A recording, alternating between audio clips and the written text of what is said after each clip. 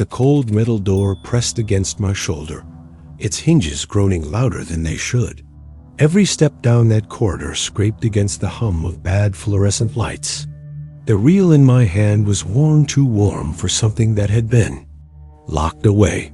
Somewhere behind me, footsteps, slow, certain, not Soviet, not ours. In this business, you learn to read footsteps. These weren't chasing me. They were waiting. I slid the reel into my coat and kept moving, past the desk where a cup of coffee still steamed, though the guard was nowhere in sight. The exit, the city's silence felt staged, like someone had turned the volume down on Berlin itself. Then, deep inside the building, a projector clicked on.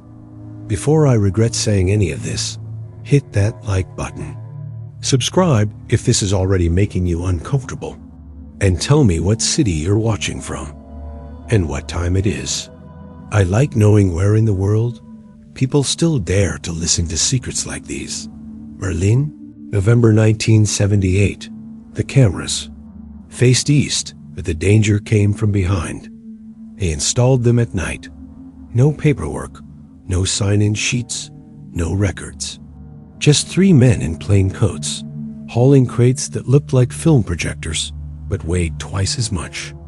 I was told to keep my distance, which of course meant I stayed close enough to see the serial numbers filed off every piece of equipment.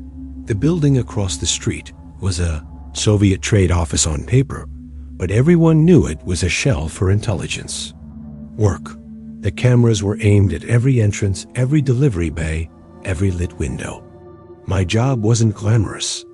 Reel after reel, night after night, I'd sit in a room with no windows, watching people come and go like clockwork. At first, it felt like busy work, like they wanted me buried in monotony, so I wouldn't ask questions. By the second month, the rhythm of the place became familiar. The guard with the limp took his smoke break at 10:15 sharp. The secretary with the red scarf always locked her desk before leaving, even if it was just for coffee. Patterns you could time with a watch. That's what made the first disruption so noticeable. It didn't belong, Doc. It was late, maybe just past midnight, when one of the entrances lit up on the monitor. A man stepped into frame, tall, clean-shaven, wearing a long coat buttoned to the top. Nothing unusual until I saw him again, not later. Not on another camera feed. On the same feed, in the same minute, walking in the opposite direction. I froze the frame. Both versions of him were there, clear as day. One entering, one leaving. Same face, same coat. The lighting didn't lie. These weren't shadows or reflections. I rewound the tape. Forward again. The footage played smooth, no glitches, no jumps. My pulse picked up, but not for the reasons you'd think. This wasn't fear, it was calculation. If I reported this without understanding it, I'd be pulled off the project. Or worse, kept on it in ways I didn't want. So I kept watching. Hour after hour, reel after reel. Nothing like it appeared again. Just that 1 minute of impossible movement, sealed inside a cassette no one else had seen yet. By dawn, I had the tape labeled and logged like any other. No special markings. I slid it onto the shelf between 2 weeks-old recordings and locked the cabinet. It should have ended there, but it didn't. A week later, the cameras caught the man again, only this time, just once, crossing the street under light snowfall. And yet, when I checked the other angles, the same moment showed him on 2 corners at once. Not near each other. Opposite ends of the block. My hands didn't shake. My throat didn't tighten. I just leaned back and realized that the cameras weren't malfunctioning. They were showing me exactly what they were meant to show, which meant someone else already knew about him. And maybe about me. That should have been the end of it. But then the elevator door opened. The second sighting didn't feel like a coincidence. The more I thought about it, the less I believed in coincidences at all. Not in Berlin. Not in '78. That night I stayed later than I should have. waiting for the reels from the north camera. They arrived in a dented courier case. No paperwork, just like the installation months earlier. I threaded the film, dimmed the overhead light, and let the frames roll. There he was again. The coat, the same neat hairline. Only this time, I didn't just see him twice in two places. I saw him interact. On one reel, he passed a vendor, buying something small enough to fit in his palm. On another, taken seconds apart, he stopped at the curb, lighting a cigarette with the same hand that had just been empty. The faces matched too perfectly to dismiss.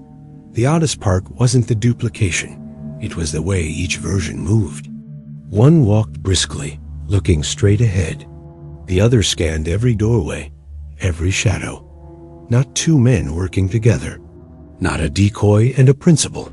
This was the same man, operating in parallel. I noted the time codes, but didn't flag the footage. If I did, a tech from Langley would clean the evidence before I got any answers. Instead, I made a duplicate old habit from another life. The copy stayed in my desk, under a false bottom I'd built back when we still trusted wood and nails more than electronics. For 2 days. I watched the street like a gambler waiting for his number to come up. I didn't have to wait long. On the third night, during a light snow, both versions appeared again. This time, one of them stopped, looked right at the camera. No smile, no acknowledgement. Just a stillness that didn't fit the weather, or the city, or the man I thought I was watching. Something shifted in my gut. It wasn't fear. It was the understanding that I was no longer an observer. I'd been noticed. From that moment, my commute felt different. I'd take the U-Bahn and catch glimpses of a coat like his 2 cars down, or a reflection in a shop window that didn't line up with the crowd behind me. The next week, my supervisor asked casual questions about my schedule, my apartment, my outside interests. I lied easily. Training will do that, but I knew. The questions weren't his. Someone had put them in his mouth, and then the note appeared on my desk. No envelope, just a folded scrap of standard issue typing paper. Stop watching. No signature, no threat. Just a fact, presented as an order. We burned the photos. But one copy showed up years later. I knew the moment I saw that note that the game had changed. It wasn't paranoia. It was protocol. You get a message like that, and you weigh 2 options. Either you shut up and blend back into the shadows, or you dig deeper and watch your back for the rest of your life. I wasn't the kind of guy to back down just because someone wanted me to, but neither was I stupid. This wasn't just about a man on tape anymore. It was about something buried inside our own walls, something we weren't supposed to find out. The question was, who and why? Every day, I sat at my desk, going over every frame with a magnifying glass, hoping for a slip, a mistake from whoever was orchestrating this shadow play. I found inconsistencies in the logs, missing reels, misfiled reports. But when I tried to raise alarms, the usual channels closed in like a trap. My superiors played dumb or redirected me. It wasn't a shootout. It was worse. It was paperwork. The silence from the brass was deafening. It felt like the walls themselves were swallowing the truth. I started to suspect my own team was involved, not just in the surveillance, but in covering up what the cameras had caught. One night, alone in the surveillance room, the lights flickered. The tape in the projector skipped to a frame I hadn't seen before. There, clear as day, was a face, not the duplicated man, but someone else. Someone who shouldn't have been there.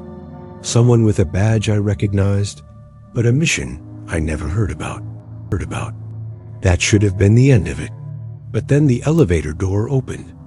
The decision to keep digging wasn't made lightly. I knew the walls had ears, and the shadows had eyes, especially inside our own ranks. But I couldn't just sit on the sidelines, watching the truth get buried in red tape. So I went dark. I dusted off old skills I'd sworn I'd never use again. Surveillance, tailing, listening methods I'd learned from hunting Stasi agents and defectors now turned inward. The city became a chessboard, each street lamp a potential witness. Following him was a nightmare dressed in monotony.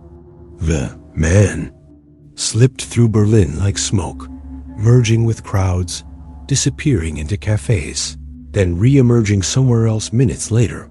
Every time I thought I had him cornered, he'd vanish, leaving only traces and unmarked cigarette butt, a hurried footprint in fresh snow. The deeper I went, the more I felt a line tightening around me. Contacts went silent, phones went dead, and somewhere between the hum of the U-Bahn and the cold clatter of rain on broken pavement, I realized that what I was chasing wasn't just a man dot, it was a ghost. And ghosts don't leave evidence, at least. Not the kind you want to find. We used to say, trust no one, like a joke. It wasn't. The decision to keep digging wasn't made lightly. I knew the walls had ears, and the shadows had eyes, especially inside our own ranks. But I couldn't just sit on the sidelines, watching the truth get buried in red tape. So I went dark. I dusted off old skills I'd sworn I'd never use again. Surveillance, tailing, listening methods I'd learned from hunting Stasi agents and defectors now turned inward. The city became a chessboard, each street lamp a potential witness. Following him was a nightmare dressed in monotony. The man slipped through Berlin like smoke, merging with crowds, disappearing into cafes, then re-emerging somewhere else minutes later. Every time I thought I had him cornered, he'd vanish, leaving only traces and unmarked cigarette butt, a hurried footprint in fresh snow. The deeper I went, the more I felt a line tightening around me. Contacts went silent, phones went dead, and somewhere between the hum of the U-Bahn and the cold clatter of rain on broken pavement, I realized that what I was chasing wasn't just a man dot, it was a ghost. And ghosts don't leave evidence. Least, not the kind you want to find. I started working alone, no more handshakes or whispered rendezvous. My old habits helped blending in, learning routes, knowing when a shadow wasn't just a shadow. I knew the Stasi's tricks better than most, and I could tell when someone was watching me. There were nights I'd double back on myself, just to throw off tales, only to find a face staring back from a shop window. Not enemy, not friend, just ... present ... one. Evening, a few weeks in, I caught him at least. I thought I did. He was stepping out of a bar in mid, coat collar turned up against the cold, lighting a cigarette. The same practiced movements I'd seen on the tapes. I followed at a distance, careful not to break the tail. But after 2 blocks, he slipped into an alley I hadn't checked. I hesitated, but went in after him. The alley was narrow and smelled of damp brick and old beer. At the far end, he stopped and looked back. Not startled, just ... assessing. I froze. He raised a hand in a subtle gesture, a sign I'd learned long ago meant you're on. I had no choice but to drop back and disappear into the crowd. The ghost had seen me. That night, back in my apartment, I pored over the old manuals and notes I kept from earlier days. I reminded myself of every trick, every pattern. But the more I studied, the clearer it became. This wasn't just a matter of tales or shadows. This was a game being played on multiple boards, with pieces I couldn't see. I couldn't tell if the man I was tracking was a double agent, a phantom, or something else entirely. But one thing was certain. The deeper I looked, the more I risked becoming part of the lie. Days later, a trusted contact from the Signal Corps slipped me a warning.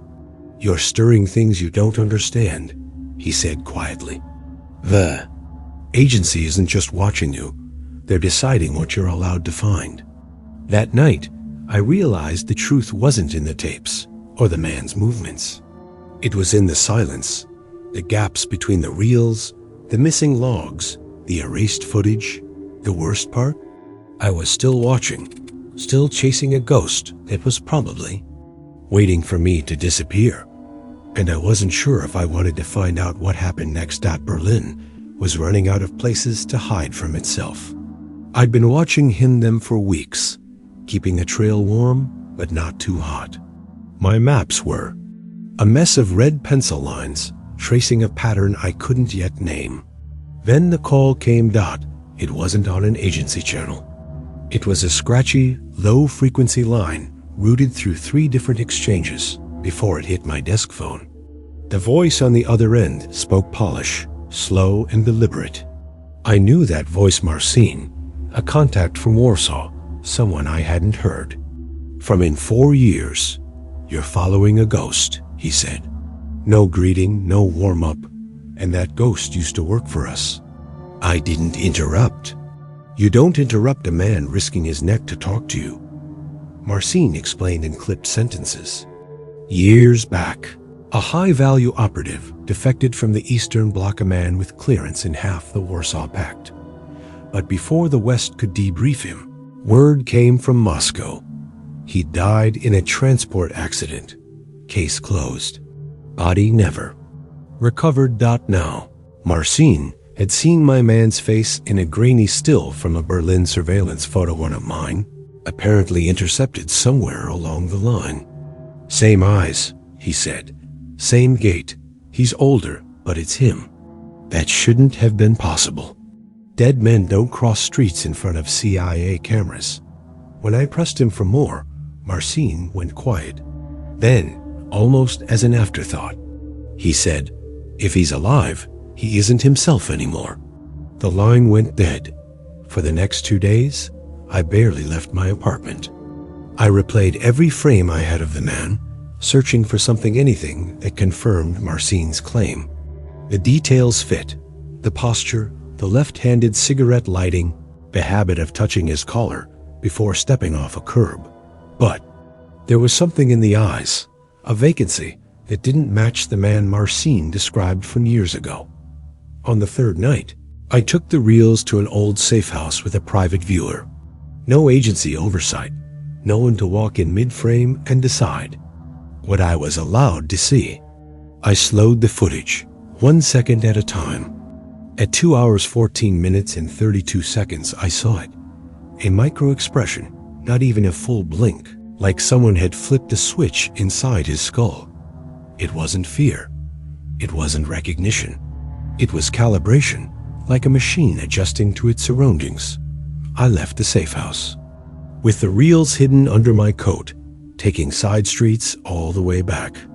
Twice, I caught sight of a shadow in the glass of a tram stop that didn't belong to anyone nearby. The next morning, a brown envelope was waiting under my door.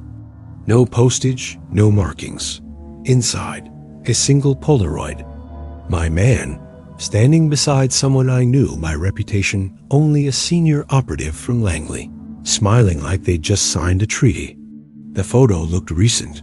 I burned the envelope but kept the photo. By then, the city felt smaller. Every face in the street looked like it had somewhere else to be, but was pretending to wait for me.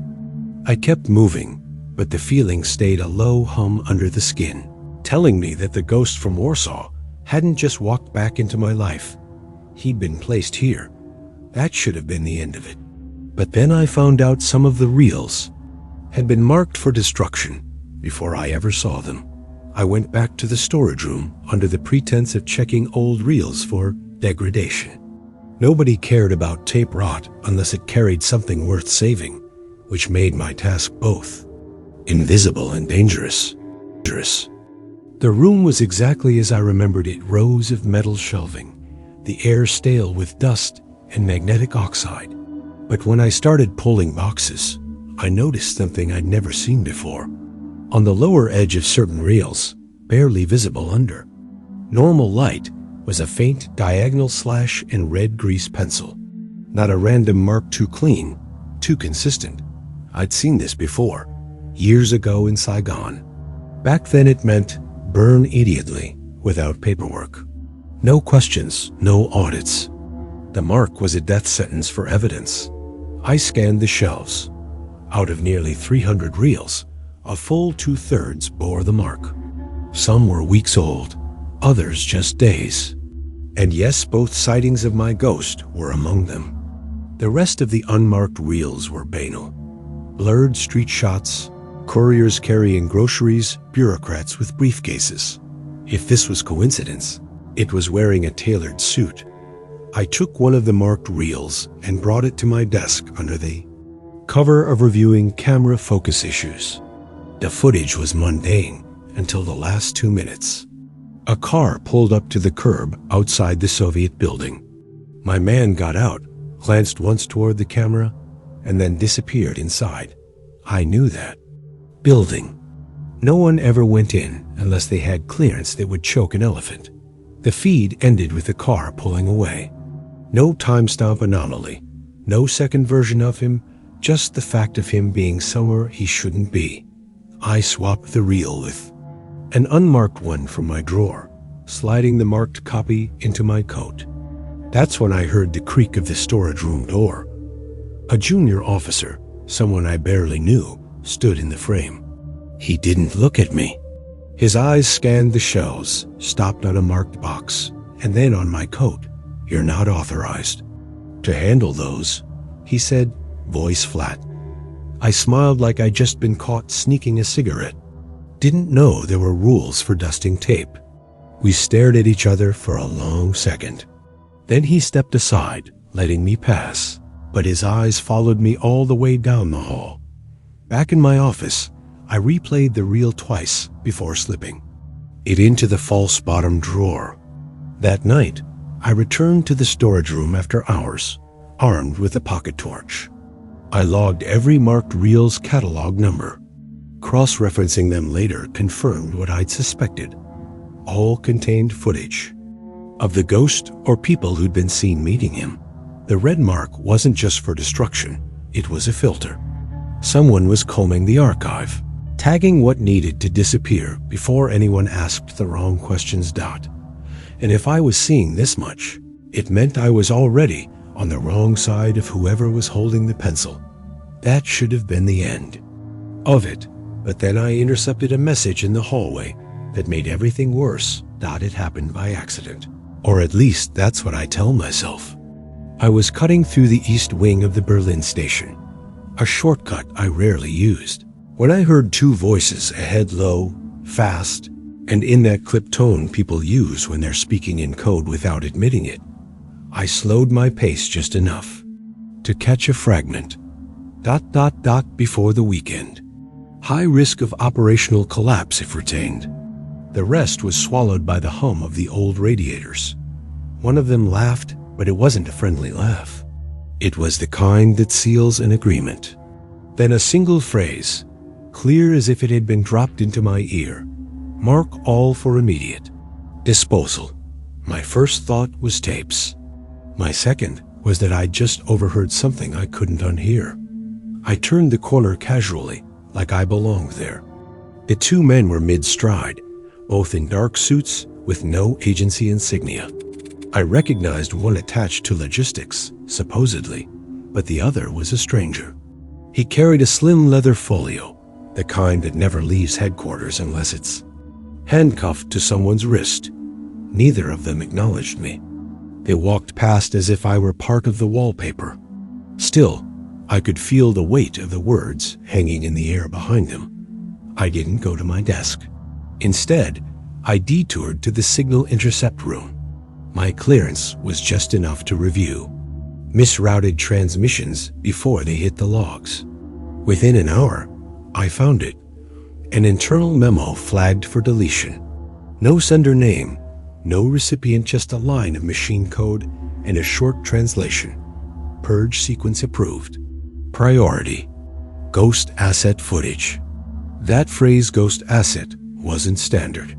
I'd heard phantom target or unconfirmed ID before, but ghost asset implied something different.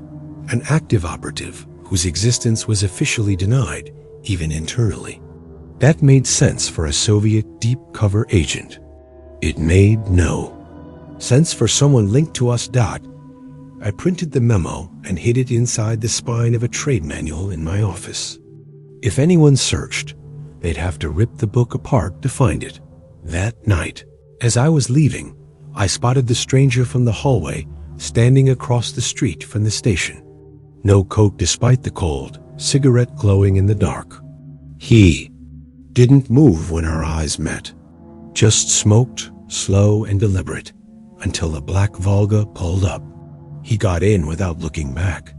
Back at my flat, I locked the door and sat at the kitchen table with the memo, the marked reel from the archive, and the photo from the Warsaw contact. 3 pieces of a puzzle I wasn't sure I wanted to finish. They were about to destroy everything. I had to move fast. But fast meant visible, and visible meant vulnerable. That should have been the end of it. But then a name from my past sent word they wanted to meet in public. That it was the last place I expected to see him sitting at a corner table, back to the wall, nursing a coffee that had long gone cold. We'd worked together years before, running, dead drops in Prague. Back then, he had a habit of humming to himself when he was nervous. Today, there was no humming. I took the seat opposite without a word. He didn't look up right away, just pushed a sugar packet toward me. "Sweeten it," he said. "You're going to need it." We talked in half sentences, the way you do when you assume someone's listening. The waitress passed twice, refilled his cup, and never once looked me in the eye. Finally, he leaned forward. "You think you're chasing a man," he said. "You're not." I kept my face still. "What am I chasing?" "A pattern," he said. "And patterns can be replaced." He explained it like a mechanic describing a faulty part. Certain operatives' assets, too valuable to lose, weren't retired when compromised. They were replicated.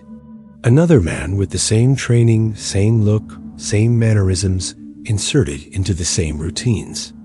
It kept the network stable, the enemies guessing. The original? Removed quietly, sometimes willingly, sometimes not. I asked who controlled the replacements. He didn't answer. Instead, he lit a cigarette and said, "You've already seen one, twice." The words landed like a stone in my gut. He was telling me my ghost wasn't an anomaly. He was an example. And if that was true, the destruction of the tapes wasn't about erasing evidence of a spy. It was about erasing proof of the system itself. Before I could press him, he slid a folded napkin across the table.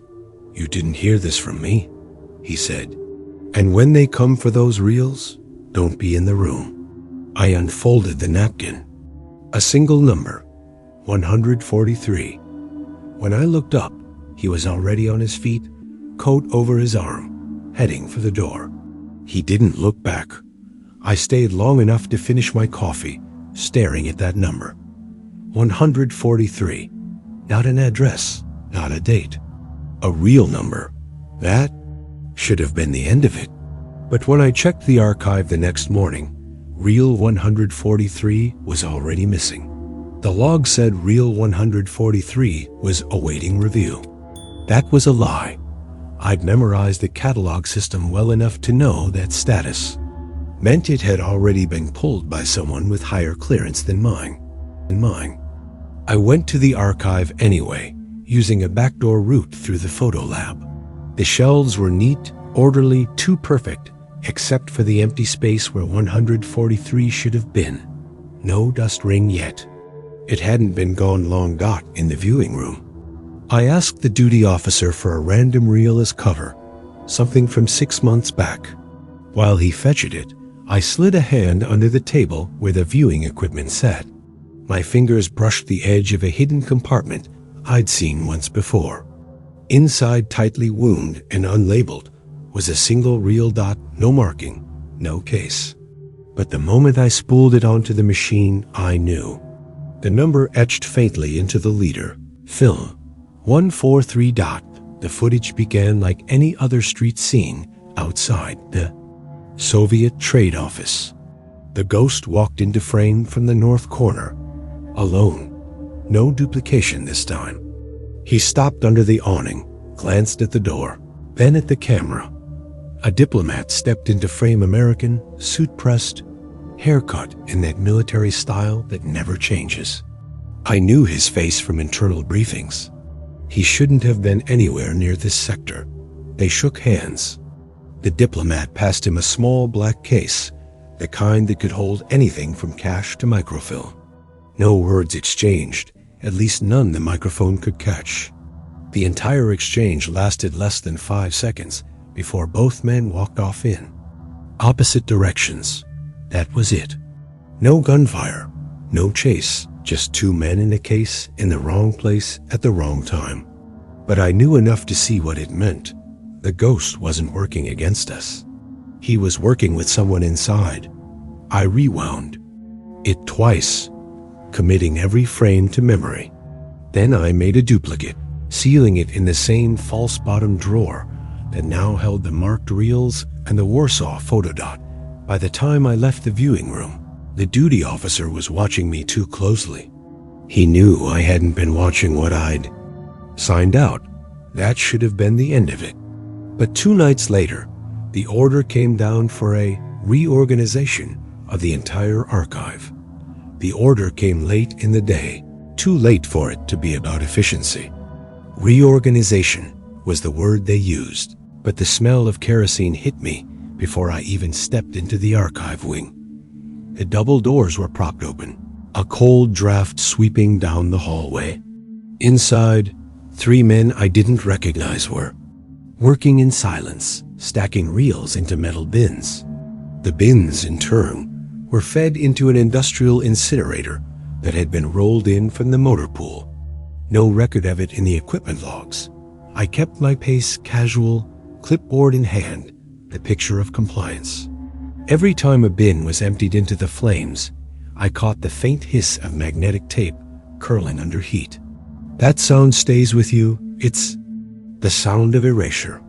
On the far wall, a smaller pile of reels sat on a desk, each marked with the faint red slash I'd learned to watch for. Among them, I spotted at least 2 from my own rotation footage I'd logged myself, including the one with the first duplication. I waited for a moment when the men's backs were turned and slid 1 reel from the pile into my coat. The motion was small, practiced, invisible. A supervisor entered, a man I'd only seen in briefings, the kind of presence that signals a chain of orders reaching far above field level. He carried a clipboard but didn't use it, scanning the room like someone taking inventory of silence. When his gaze passed over me, it lingered half a beat too long. "Stay until the last reel is destroyed," he said, voice level but final so. I stayed, breathing the acrid air, watching months of work vanish into a column of smoke.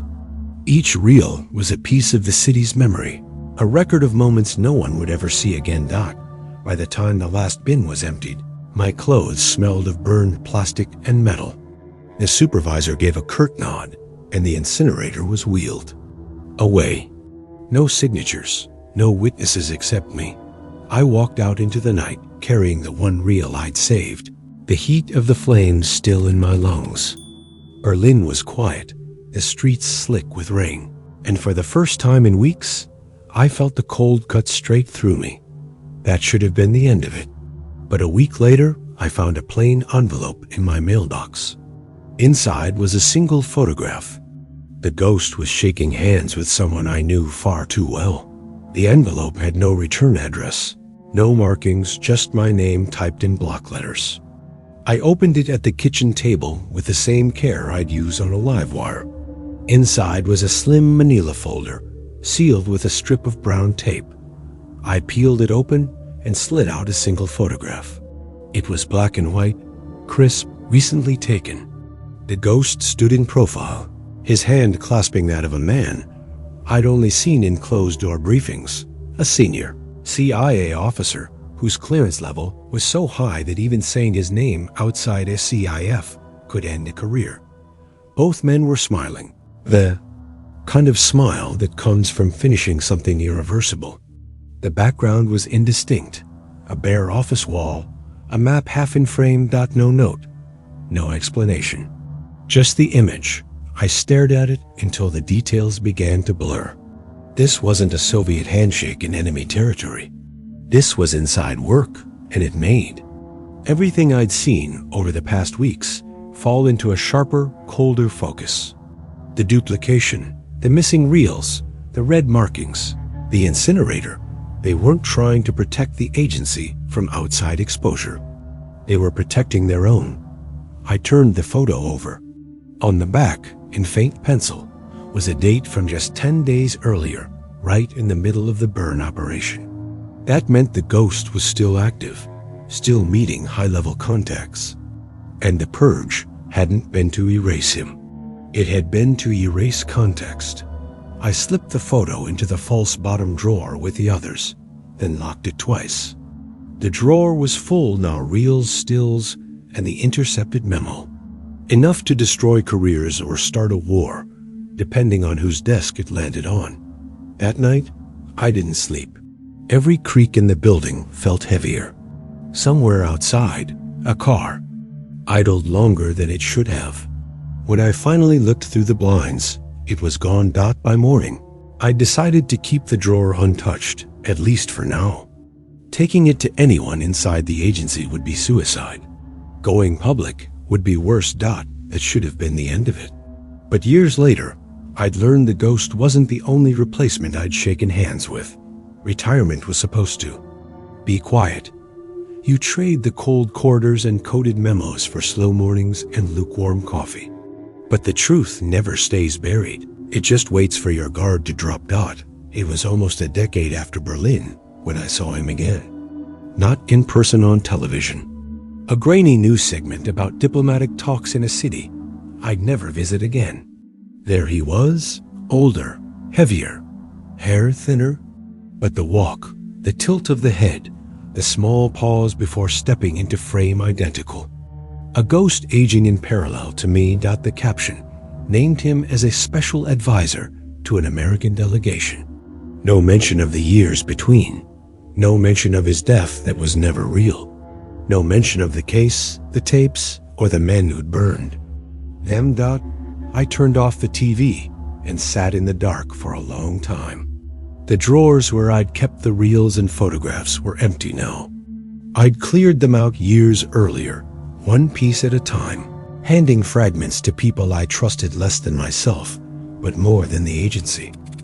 None of them knew the full picture. That was the only way to keep it alive. The thing about ghosts is they're never just one man. In the years since, I've looked back at photos from those days, briefings, social gatherings, operations, and I see faces differently now. The man next to me in '79, the driver who picked me up in Vienna, the liaison. In Paris, how many of them were originals? How many were patterns replaced?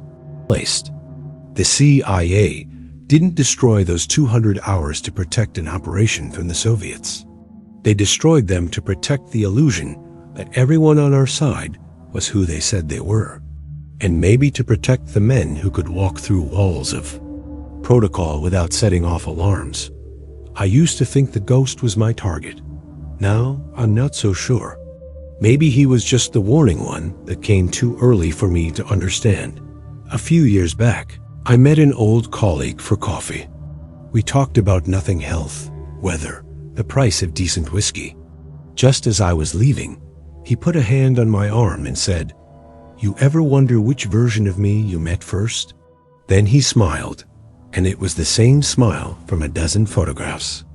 Across decades, across continents. I walked home that night without looking over my shoulder. What was the point? Whether they were still watching or not, the real damage had been done a long time ago. The files were gone, the players either dead or wearing new names, and the truth was just another classified asset, buried under layers of plausible deniability. So I keep it where it belongs here, in the space between the questions people dare to ask and the answers they can't handle. You wouldn't believe me if I told you, and I'm not here to convince you. This isn't confession. It's survival. And if you've listened this far, maybe you've already seen one of them too. If you made it this far, maybe you were meant to hear this. Subscribe if you want to know what else never made it to the files. And tell me in the comments, did you already know about any of this? Or did I just ruin your sleep?